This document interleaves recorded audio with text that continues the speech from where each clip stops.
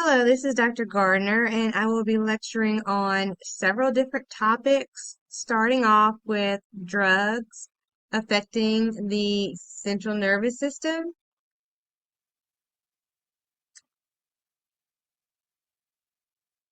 Here are the objectives, and I will let you read those for yourself.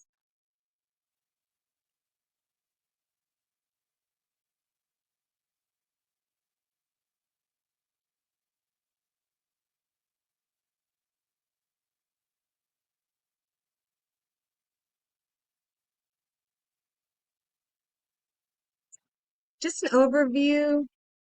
The central nervous system consists of the brain, the spinal cord, and the retina. It contains the majority of the nervous system.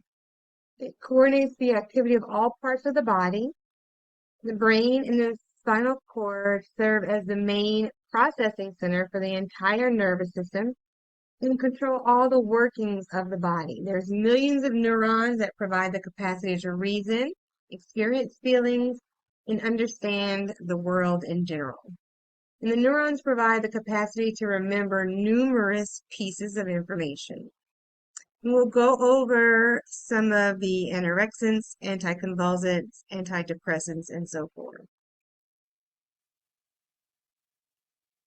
So here are some of the anorexins, and I won't spend a lot of time on these because nurse practitioners in Louisiana do not prescribe any controlled medications for obesity or weight loss. So these are short term, generally about 8 to 12 weeks. They're used for weight loss. They are chemically and pharmacologically related to amphetamines. Again, nurse practitioners do not prescribe these. Recently, there was a discussion among the Louisiana lawmakers over whether to let nurse practitioners write prescriptions for patients with chronic pain and obesity. That ended up being this big debate over whether the state is doing enough to address its healthcare disparities. A lot went on at this meeting. Short of the story is that it was not approved.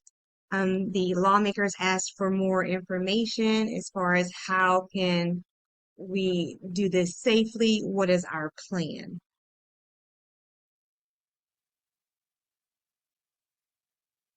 And then we have anticonvulsants. They're used in the treatment of seizures, and they're also used in the treatment of mood disorders. So anticonvulsants are first line in the treatment of the tonic, clonic, and partial complex seizures. These drugs are metabolized in the liver. Some of the medications would be the peganone, which is only available in a 250 milligram tablet. There's Cerebix. That's not for primary care. I just put that in there so you'll have an idea of it. And then there's the Dilantin, one that you'll probably see patients on often. That comes in a chewable tablet, a suspension, and extended release tablets.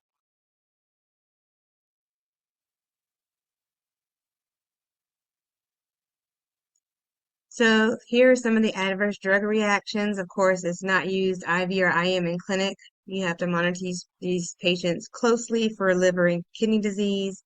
You also need to be monitoring for their levels and to let them know that they may experience some nausea, vomiting. Gingival hyperplasia is one of the common complaints, especially when children have to start an anticonvulsant young. Then they have the gingival hyperplasia that may or may not go away. Usually it does not. Also, urinary retention and discoloration of the urine.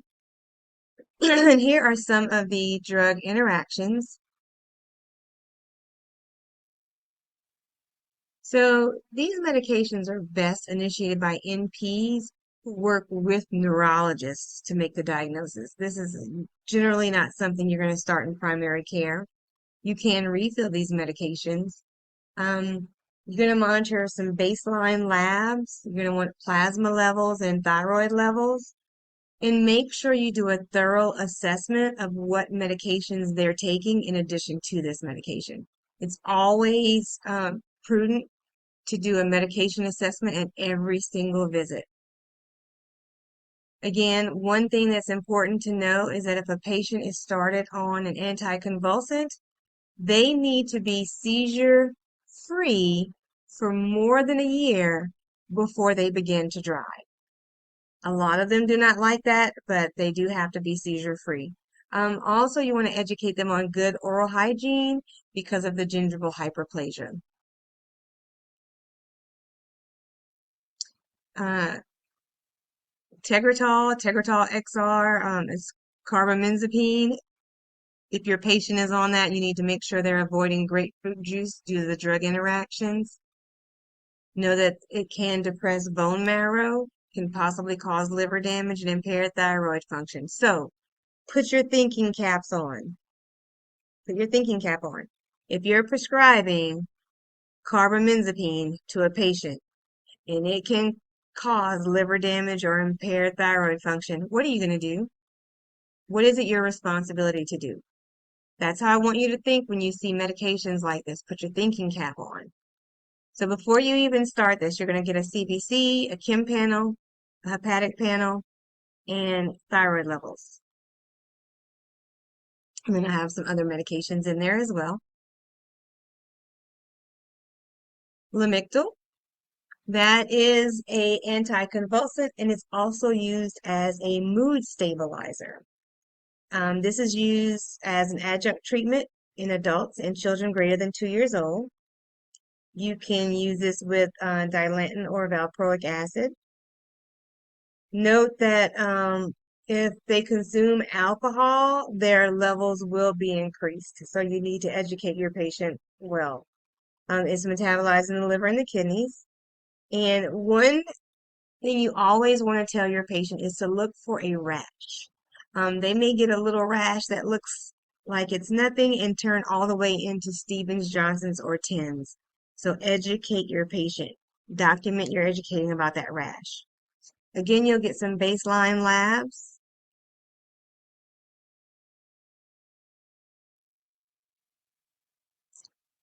Some of the typical antipsychotics, there's the phenothiazines, which is thorazine, um, thorazine, and some others. And then there's the non-phenothiazines like Haldol. There's the typical antipsychotics aren't used as much as the atypicals. You'll probably see some of your patients coming through clinic on atypical psychotics. These are not drugs that you're going to generally initiate your patients on unless you are in the psych mental health program. These patients will come to you on these medications, but these will not be medications that you're going to initiate in the clinic. Some of the side effects of antipsychotics, the typicals especially, are those extrapyramidal symptoms or EPS. They also elevate the prolactin and can cause the gynecomastia in males. So you want to make sure you're monitoring for bone marrow depression in these. Um, it's contraindicated if they have any severe liver or cardiac disease or narrow angle glaucoma. There is a black box warning for the older population if you're using typical antipsychotics. So you need to be very, very careful. Again, these are not medications that you will prescribe if you're in the FNP program, but you may see some of your patients on these medications, and you need to be just as aware of the contraindications and different drug-drug interactions as anyone else.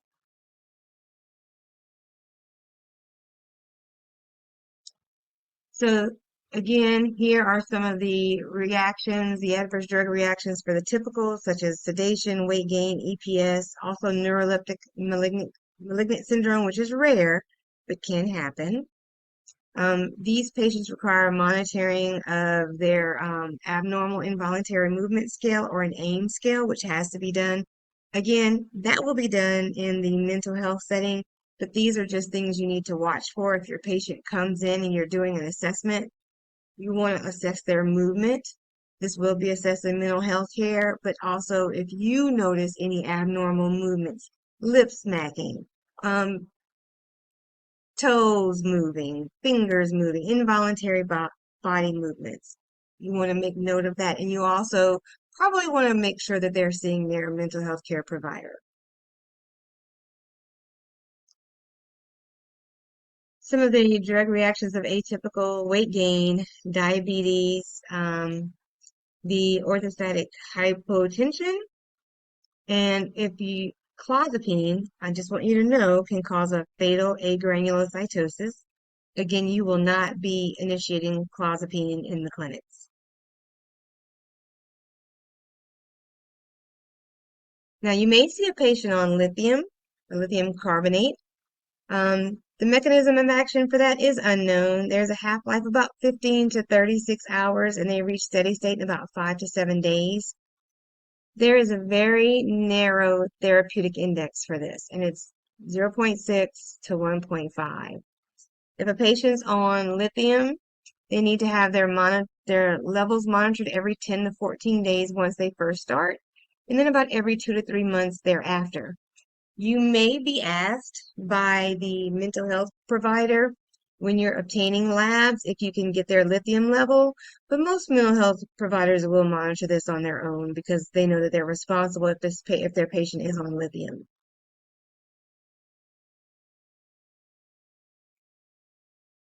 And you want to tell the patient to maintain an adequate salt intake if they're taking lithium.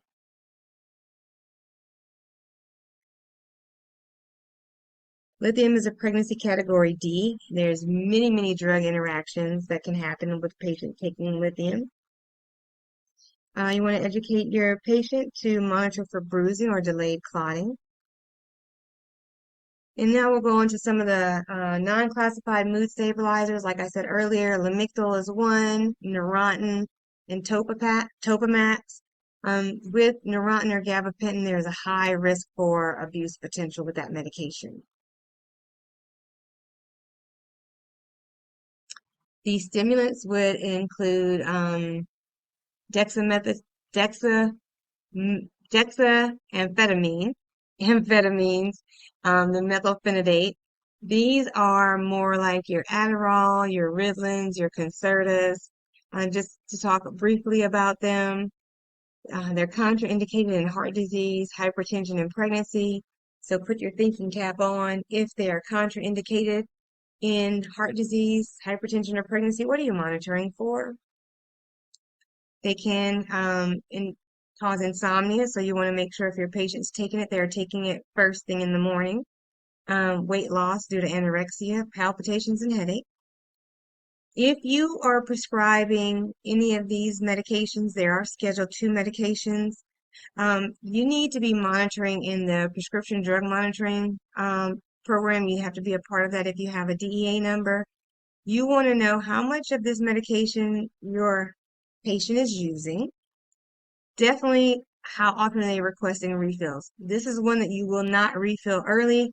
If the dog ate it, if their friend stole it, if it dropped out of the car, they flushed them down the toilet, no matter what. This is a Schedule II medication. You will not want to prescribe this medication early.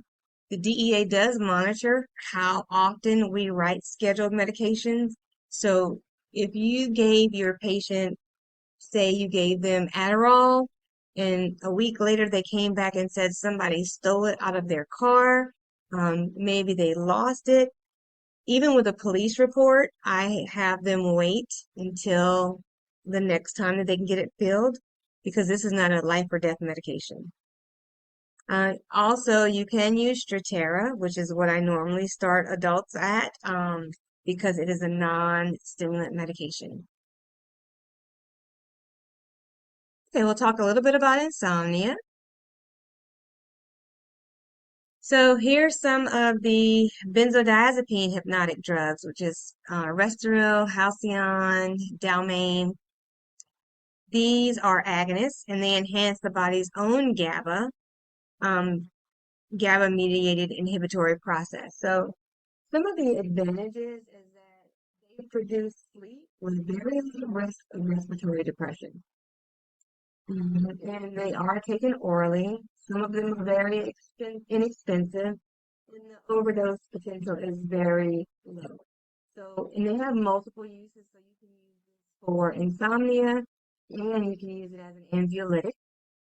Most of them have a rapid onset of about 15 to 30 minutes, and they're good for inducing sleep. There is lorazepam and clozapam. They have a rapid onset and a long delayed duration of action. So those are good if you need to induce sleep and make the patient stay asleep, if the patient's having trouble falling asleep and staying asleep. The temazepam or Restoril, and the Prothom, those have a delayed onset and intermediate duration of action. Now, some of the disadvantages could be the risk of dependence. If they're used, you really shouldn't use sleep aids for greater than 2 to 3 weeks. These patients should be practicing sleep hygiene, which you'll learn about in your didactic courses. But you always want to start with sleep hygiene before medications, but these medications are available to be used. Some sleep aids can cause the amnesic effects. They have had patients take sleep aids that wake up during the night and have no clue what they're doing. They're almost kind of like that date rape drug, or because the patient can get this sleep medication. I've had patients tell me they woke up with food cooked in their kitchen and they have no recollection of it, but they were the only person home and that had not happened before they left. So these medications, you do want to be very careful when you're prescribing. Some of the other hypnotic drugs like Lunesta, Ambien, Rosarum, Lunesta, and Sonata. Ambien is one of the culprits that is known for having that amnesic effect, where patients can tell you they took it and they have no earthly idea how they did what they did during the night. So the Nesta, Sonata, and Ambien have a rapid onset of action, about 15 to 30 minutes, and the duration is about 8 hours. So these should be good at inducing sleep and helping the patient to stay asleep. Now, the Lunesta is the only sedative hypnotic that's approved by the FDA for chronic use, and that's up to 6 months. Granted, you will see some of these patients on this medication much longer, much longer than the 2 to 3 weeks. But know that that's off label.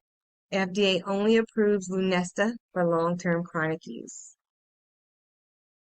The Rosarum is orally. That's not a controlled substance, and that induces sleep within about 30 minutes. So, of course, prep your patient, educate them, tell them to be ready for bed when they take their sleep medications.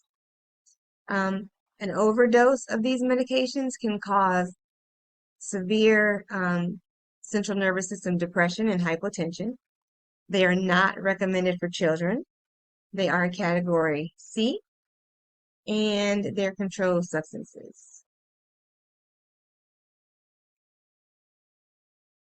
Okay, so we'll move on to the treatment of Parkinson's.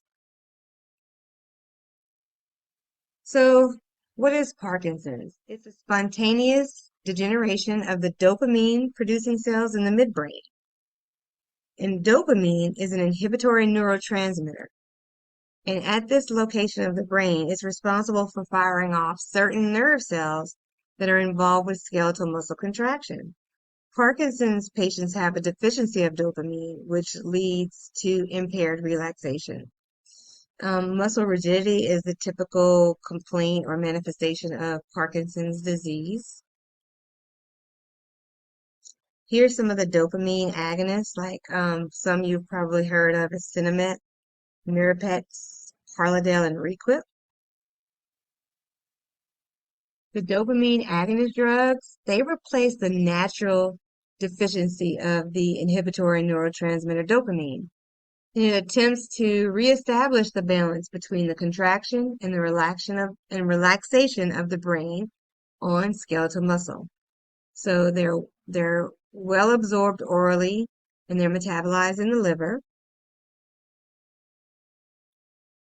Let's see. Levodopa is metabolized in the GI tract. These medications usually have a rapid onset of action, about 10 to 15 minutes, and the duration of action is about 12 to 24 hours. So levodopa, carbidopa or Sinemet, that's metabolized into dopamine. There's a sustained release. It's BID dosing. It's initial monotherapy, and it treats that muscle rigidity.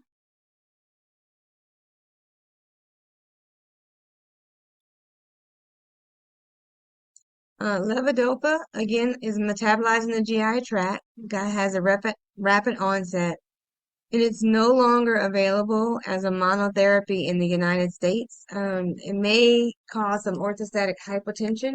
It's mild, but if you think about the older adult population, orthostatic hypotension can be dangerous.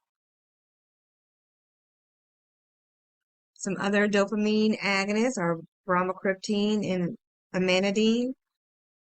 Bromocriptine, patients may complain about nausea, drowsiness, and headache.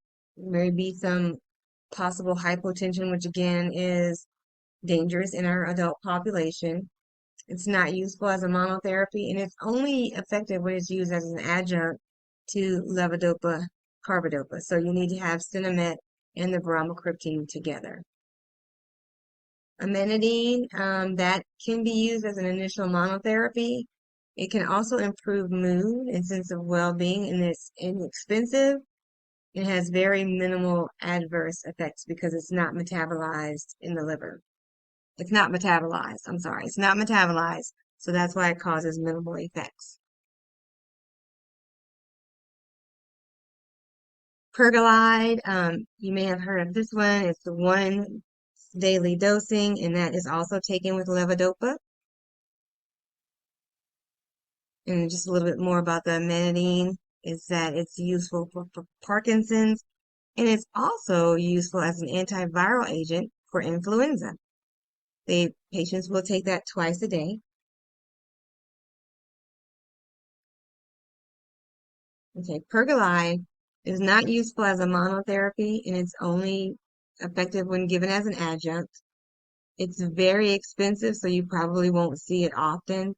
Several side effects from that, and it may cause a cardiac valve fibrosis as well. So you probably won't be seeing pergolide too often.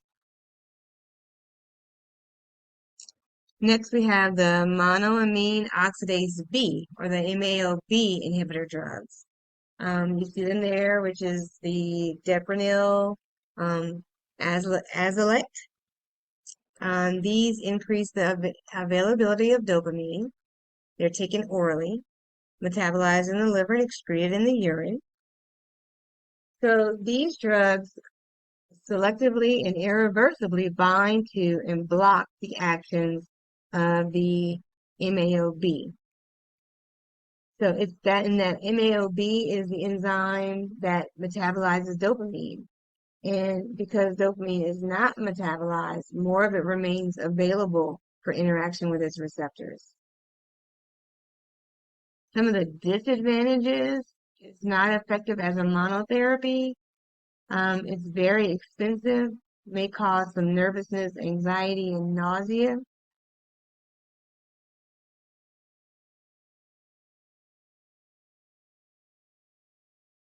And then we move on to the COMT inhibitors, which is Tasmar and Comtan. They inhibit the enzyme catecholomethyltransferase, or COMT, so that raises the dopamine level. They're administered orally or IM, and they're metabolized in the liver and excreted in the urine. Some of the advantages of these drugs is that when they're used in combination with the levodopa, they reduce the off time, that on-off period. So the period of return of symptoms when the effect of levodopa wears off, that's reduced with these medications. Some of the disadvantages, of course, is that it's not useful as a monotherapy, and it can cause liver failure. The Tasmar can cause liver failure. So its use is limited to those patients who have exhausted all other treatment options. So COMT is not your go-to. And if no benefit has happened within 3 weeks, then you should withdraw this treatment because this can cause like diarrhea, orthostatic hypotension, and hallucinations. Again, COMT drugs are not your go-to. These are not the ones that you're going to pick up first.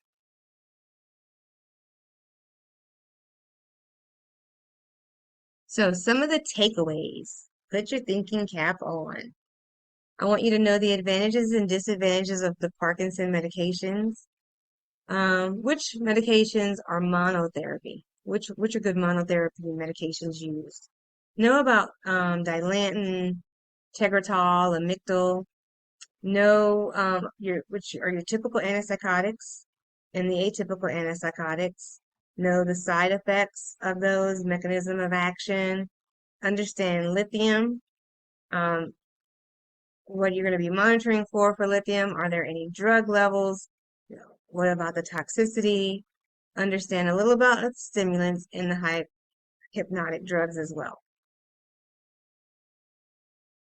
Okay, now will review some of the mental health conditions that affect the central nervous system. So we'll talk a little bit about depression and anxiety in primary care. We'll go over a little bit about the pharmacodynamics, medications that are available, some of the goals of treatment, and of course the drug selection. So major depression is one of the top reasons for disability in the United States. It affects about 350 million people across their lifespans, whereas anxiety, about 18% of adults are affected each year. As primary care providers, you will often be the first to treat a patient's depression and anxiety. You are instrumental in screening, early identification, assessment, treatment, and referral. I say referral because you have to know when to refer your patient. You can start off treating with some of the common go-to depressive medications, but if your patient is not improving, you see their condition is deteriorating, refer them to mental health. Also, if they have a major depressive disorder that is severe, that is probably not somebody that you want to treat because they need dual therapy. They need more than just medication. They probably need counseling. They may need more than one medication. They may need adjuncts, and these are outside of your realm, so know when to refer. So neurotransmitters have specific neuroreceptors. There's the serotonin or 5-HT. There's norepinephrine, dopamine. There's the gamma aminobutyric acid, and there's acetylcholine. So the neurobiology in mental health is important because it gives us an understanding of why certain medications work on certain receptors, and that helps us to treat anxiety and depression. So some of the pharmacodynamics, they have the different types of medications that you'll see, and we'll go over the majority of these in this brief lecture. We'll start off with the non-selective norepinephrine serotonin reuptake inhibitors. These were formerly called tricyclic antidepressants or the TCAs. They inhibit the reuptake of norepinephrine and 5-HT. They also, while blocking the serotonergic alpha-adrenergic histamine and muscarinic receptors. These are not first line because of the side effects, and you have to be very, very careful when you prescribe this medication because a patient can overdose with just a 1 week supply of this medication. So you want to make sure you're assessing your patient for suicidal ideations, if they have any history of suicide, or if they're in a high-risk population. So these are also used, the TCAs to be used as a sleep aid in a low dose at bedtime. Also can be used, amitriptyline is also used for chronic pain syndrome, and that's because it has an ability to see a long duration linked to healing and quality of life.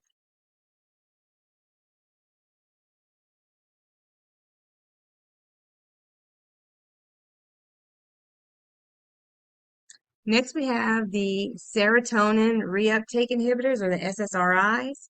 These are your initial drug of choice for many patients, and they block the transport mechanism for unbound 5-HT. They do interact with many, many other drugs. And one of the big things is that a patient can get serotonin syndrome, which is potentially life-threatening, and that's if they have too much serotonin. If you're giving them, they have an excess from the serotonin agonist activity. When they first start taking it, they might feel a little bit fuzzy, might get a little bit nausea. This is usually transient. Paxil or paroxetine has a very long half-life, which if you have a patient that you prescribe Paxil to, maybe they have a mild depression and you want to get them started on some paroxetine, you need to let them know not to abruptly stop taking that medication. You will have to taper them off of that medication slowly to avoid any withdrawal symptoms that they may get. We have the selective norepinephrine reuptake inhibitors, or the SNRIs, and they increase both serotonin and norepinephrine by inhibiting their reuptake in the cells of the brain. Now, addition of norepinephrine makes these drugs lethal in an overdose. So these are your venlafaxines, your duloxetines, and your desvenlafaxines. Um, Duloxetine or Cymbalta is also used for neuropathic pain. And venlafaxine or Effexor XR, has been used for reduction of the vasomotor changes in menopause. So these are some other reasons you can prescribe these medications. The norepinephrine dopamine reuptake inhibitors. These are used for smoking cessation. They block those receptor sites in the reward center of the brain. With these medications, your patient could have an increased risk for seizures, so you want to assess before prescribing, do you have any history of any seizure disorder? These may make anxiety and agitation worse. These are your medications like bupropion, which is Wellbutrin XL. They're really, really good drugs. However, they're not good for everybody. Also, one selling point for males is that, and females as well, is that there's a lower risk of sexual dysfunction reported in this drug. Actually, this is also used as an adjunct if a patient is having some of those effects with another medication.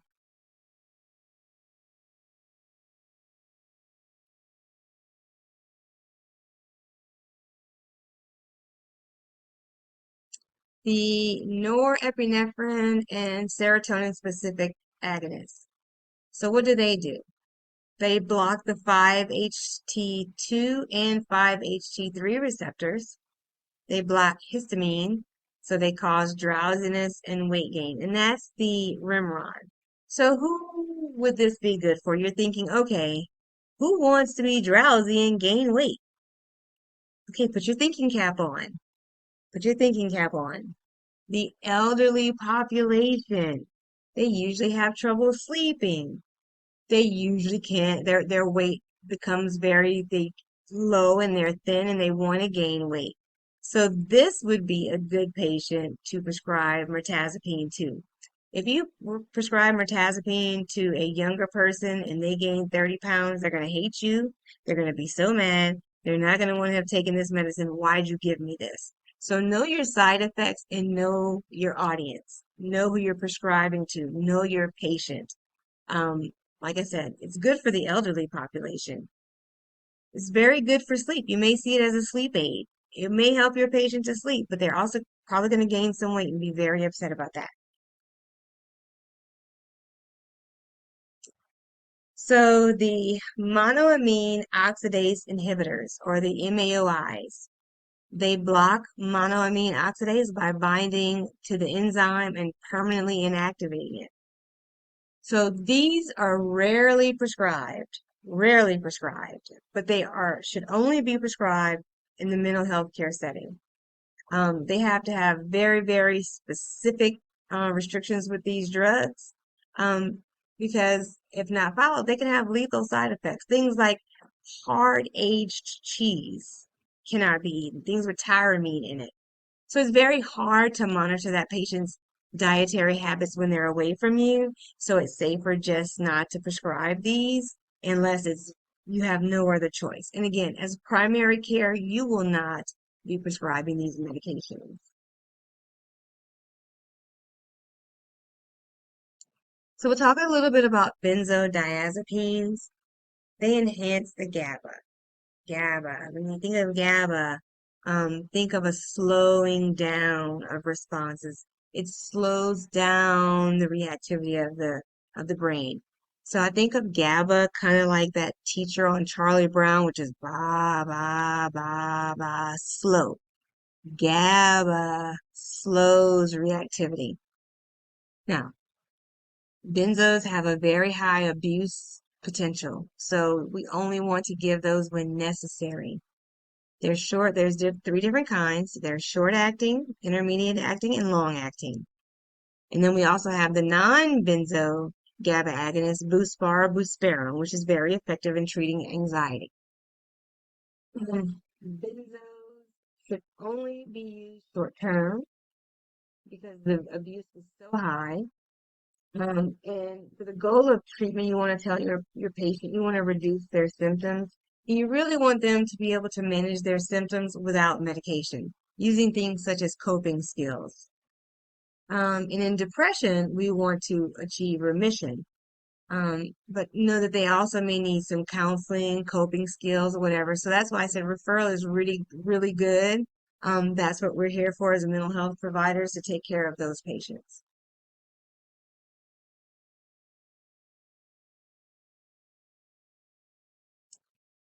So why are you going to select your drugs? What's the rationale of drug selection? First, you need to have the correct diagnosis. You need to be able to understand the relationship between anxiety and depression, which a lot of times they go hand in hand. Know the population and how to treat your older adults versus children versus adolescents, and also be on the lookout for those high-risk populations. You want to assess for comorbidities such as like drug and alcohol abuse, any chronic illness, any learning disabilities, or any other psychiatric illness like bipolar. Do you know, well, you haven't gotten there yet, but have to understand bipolar and OCD. You need to know all of that when you're selecting medications to use. Before you even select a medication, there are some non-pharmacologic therapies out there that you can try first. Exercise, cognitive behavioral therapy, um, some short-term psychodynamic psychotherapy. There's several different non-pharmacologic therapies you can go to before a medication. Know about your black box warnings, especially with benzos and the drug dependency. You need to know the black box warnings for SSRIs. You know, they're going to cause sexual dysfunction, so your population may not want to take this. Be open and honest with them about the side effects of the medication so they can talk to you if they have them versus them just stop taking the medication. Know that suicidal ideation is increased in the adolescent and young adult population. It's also increased with anyone with depression and anxiety when you're prescribing these medications. Have a safety plan in place if you're prescribing these, and always, always, always discuss black box warning with your patients. Know the risk of damage to the fetus in pregnant moms. Know if your patient is pregnant. Do the benefits outweigh the risks of these medications? Is there a potential for poor neonatal outcomes if mothers are pregnant and they're untreated during pregnancy? Educate your patients and parents of your patients to monitor for suicidal ideation or behavior. And referral. You want to know when to refer. If there's a failed trial of initial medications, refer to mental health. Suspected bipolar disorder, refer to mental health. If they have a significant suicide history or current suicidal ideations, that patient needs to be referred. If there's suspicion of drug use or alcohol use or personality disorders that could be contributing, you want to refer these patients out. Okay, so some of the key takeaways. SSRIs, when to use them, what safety and transmission, what neurotransmitters are they working on? The SNRIs, when to use these, safety and transmission. MAOIs, know a little bit about those. What's important to know about MAOIs? What's important to know about your tricyclic antidepressants? Know your side effects of the medications in the different classes and know your special populations. Moving on to alcohol and drug addiction and smoking cessation.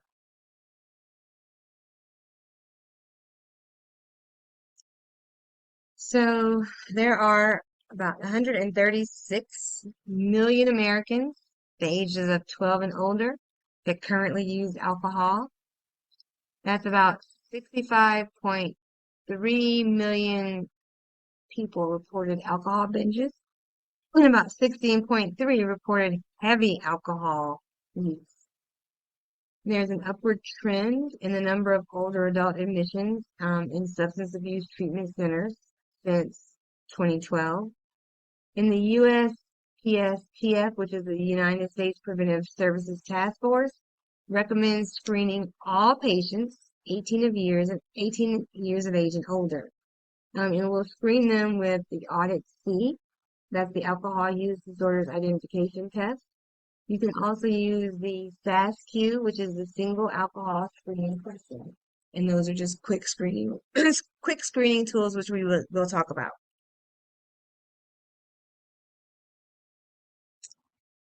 Cage, very quick.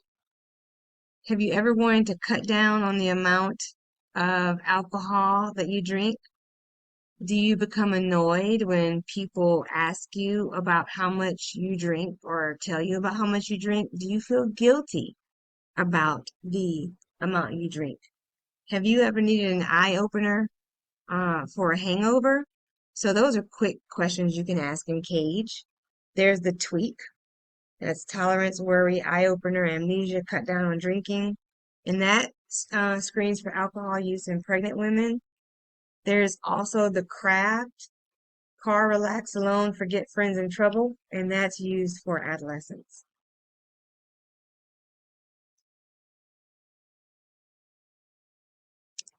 So alcohol withdrawal is when alcohol is discontinued, the central nervous system excitation and autonomic overactivity occurs.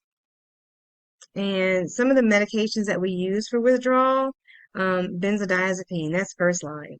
And that's going to be short-term use, but it is used for withdrawal symptoms. And it's the long-acting versus the shorter. And it's only used for acute withdrawal. And some anticonvulsants may also be used, like carbamazepine. So how are you going to be monitoring the alcohol withdrawal? Well, first you can do the CWA. That's the Clinical Institute Withdrawal Assessment for Alcohol. You can do a CWA on them. They're probably going to need inpatient treatment if they have a history of seizures, if they're going through severe withdrawal, that nausea and vomiting where they can't take anything oral. These people are not going to be managed in clinic. These are going to be going through the emergency room, managed in the hospital, preferably in the ICU. Pregnant women, you're not going to manage them in clinic. You're not going to manage pregnant women. You're going to send those back to their gynecologists, who are going to probably send those to mental health, who are going to send them to the hospital. If that initial CWAS score is greater than 15, they need to be hospitalized. Now, outpatient therapy can be used if the withdrawal symptoms are mild. So, medication is started if they have a CWAS score of 8 to 10. And if you're, again, short-term use of benzodiazepines, diazepam is 10 milligrams every 6 hours for 4 doses, then 5 milligrams every 6 hours for 8 doses. That's it. You have lorazepam at 2 milligrams every 6 hours for 4 doses, followed by a milligram every 6 hours for 8 doses. And these are the two you'll probably use a little bit more than the chlordiazepoxide.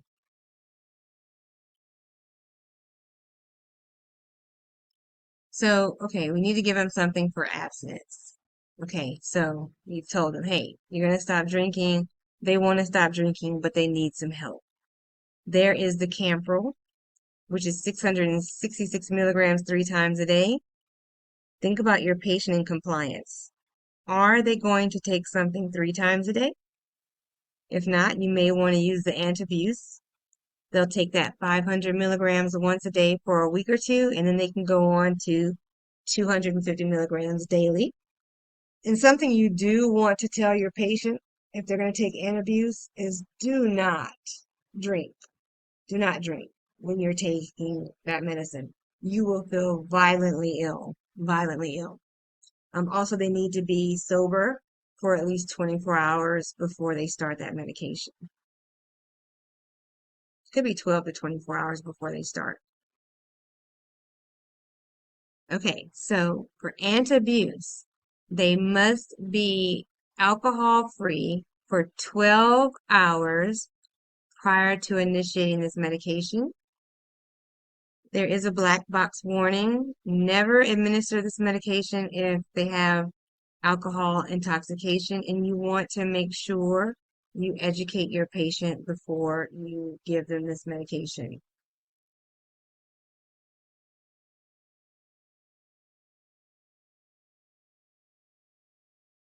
Okay, so we'll move on to opioid addiction. And of course, there's more information in your notes that you'll need to know, but this is just, we're going to touch briefly on a few of these things. Of course, you know, the use is increasing. The opioid deaths is just astronomical right now. The mortality is increasing. The CDC does have some guidelines for prescribing opioids.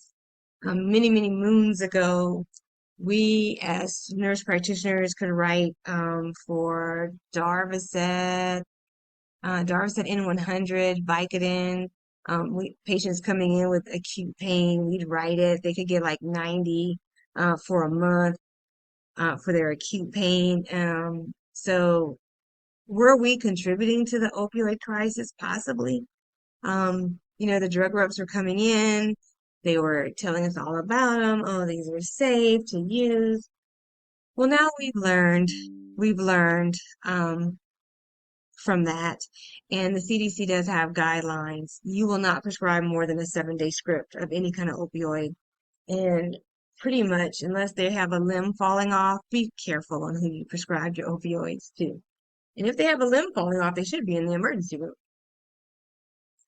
So there's some interagency guidelines. We want to start off with non-pharmacologic options first, like rice. So before you even get to an opioid, use your other measures first. Use rice. Use an NSAID. Use a tricyclic antidepressant, but remember, assess your patient, make sure it's safe. You can use SNRIs. Remember, Cymbalta is good for pain. Even anticonvulsants can help. And if you're giving a muscle relaxer, just use that for a few weeks. Make sure that's not some long-term medication that they stay on. Know if your patient's going through any withdrawal, like that dysphoria. They may have sweating, nausea, vomiting. They may have the watery eyes, yawning, fever, high fever, or insomnia if they're withdrawing from opioids.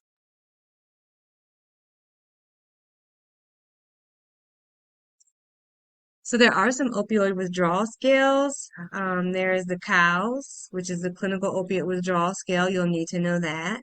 There's the SOWS, which is the subject opioid withdrawal scale, and there's also the CINA, which is the Clinical Institute of Narcotic Assessment.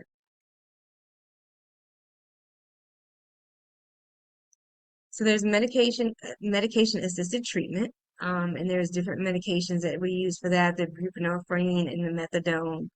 And these are provided by opioid treatment programs. You can also, they did have a X waiver for nurse practitioners to do medication assisted treatment, and now they've gone away as of June. That has gone away. But if you do plan to do any medication assisted treatment, make sure you are educated so you can still take the courses for free. It's about 24 hours that you can take those courses before you do any MAT.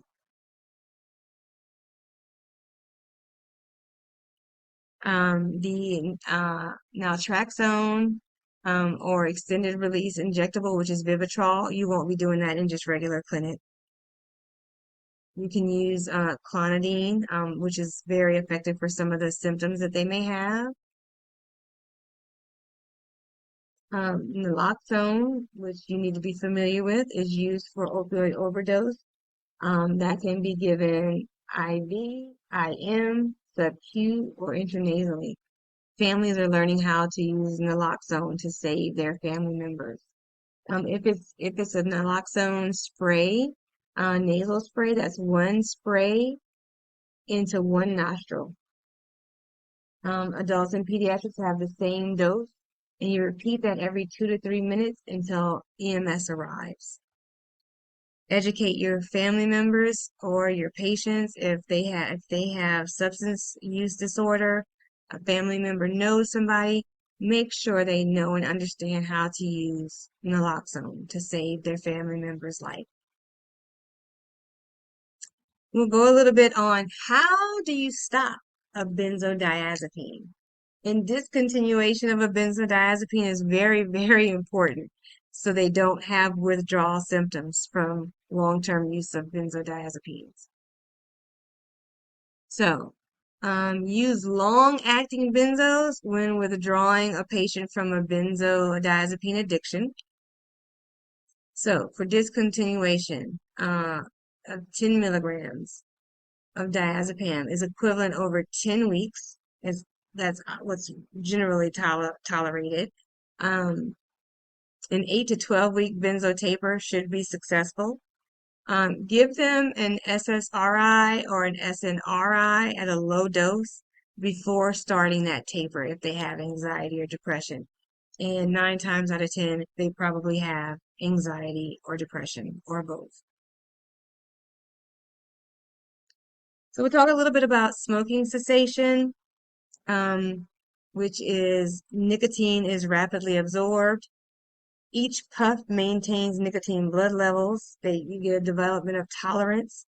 Patients may have withdrawal symptoms when it's discontinued. Nicotine acts on receptors in the brain and the central nervous system. So there's different treatments. Nicotine replacement therapy, there's gradual controlled reduction of nicotine to avoid the symptoms. Zyban, which is bupropion, they should be tobacco free in about 7 to 12 weeks. Chantix, they should be tobacco free in about 12.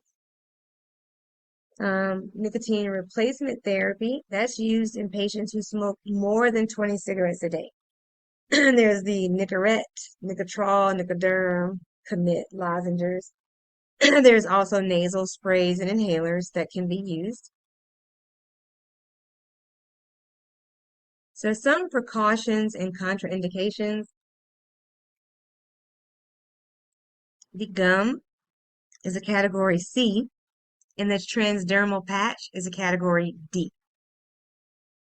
These cannot be used after a patient has just had a heart attack or a stroke. You want to make sure if they're using the gum that they follow the directions so that nicotine is not released too quickly, causing them to have an adverse drug reaction. If they are a 25 cigarette a day or more smoker, you want to start the gum at about 4 milligrams every hour. And if it's less, they'll use 2 milligrams. And they should be weaned off medication after about 2 to 3 months of nicotine abstinence. The nicotine patch, that's transdermal, so it's through the skin. There's 16-hour and 24-hour patches. That is a slow onset of medication, and it has a steady state once it reaches its peak. And the dose of the patch is determined by how many cigarettes they smoke a day. The patient cannot smoke while using that patch, so you want to educate that patient about nicotine toxicity.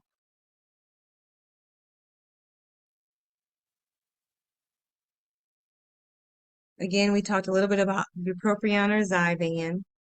That started 1 to 2 weeks before the quit date. So what I usually tell a patient is, hey, you're going to be on this Zyban.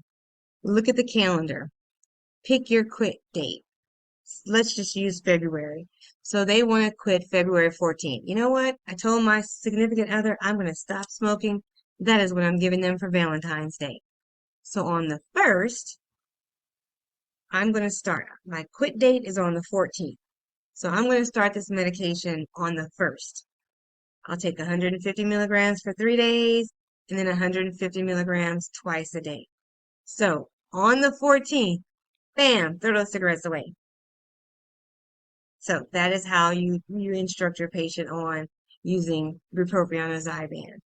So you've had that medicine for 2 weeks. You've picked that quit date. On that quit date, throw your cigarettes away and there's no more smoking. But you can use a nicotine replacement product if needed. Usually they don't. Now that therapy is about 7 to 12 weeks. Most do about 12 weeks. You can do it longer if needed. Again, with bupropion, you have to assess your patient. Do you have any seizure disorder, any eating disorders? If they do, they cannot take bupropion. Bupropion should be avoided in pregnancy. And if your patient is taking Wellbutrin for anything else, you cannot give them bupropion on top of that.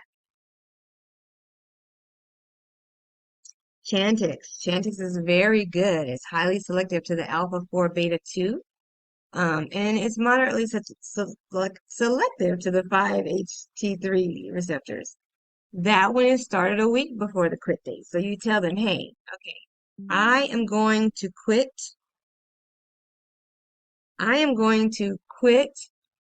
smoking on Valentine's Day because I promised my partner, okay, I'm going to quit smoking. So on the 7th of February, I'm going to start my medication. And then I'm still going to quit my cigarettes on Valentine's Day on the 14th. Now that's dosed. You can get a starter pack. You can write it as a prescription for a starter pack. The pharmacy will give that patient a 0.5 orally for the first 3 days, then 0.5 twice a day for days 4 through 7, and on day 8, it increases to 1 milligram twice a day. So you can write for a Chantix starter pack for that initial starter pack, and then you can do Chantix continuation packs, and those are good for about 12 weeks. They do have some drug reactions, and one of the main things that patients will complain about is these very, very, very vivid dreams, or they may have some suicidal ideation or actual suicidal behavior. That is a reason to take your patient right off that Chantix. Oops, stop that. Nope, nope, nope. Can't have. It's category C, so it shouldn't be used in pregnancy, and this should be used only in adults 18 and older. Okay, some key takeaways. You need to understand nicotine, how to treat it, the withdrawal symptoms, and some contraindications to having nicotine. The nicotine patches. What about alcohol dependence? I didn't go over cocaine in this lecture, but I want you to go back and review your notes about cocaine and how it affects the brain. Understand the screening tools and which screening tools are used for what disorder. The treatment of alcohol dependence, treatment of abstinence, the adverse drug reactions for all the classes of medications. How do you treat smoking cessation? How do you stop benzodiazepines? And I want you to know a little bit about medication-assisted treatment too. Okay, so you have gotten your lectures And you also have your key takeaways, which are you have verbal blueprints. So that should conclude your lecture for exam 2.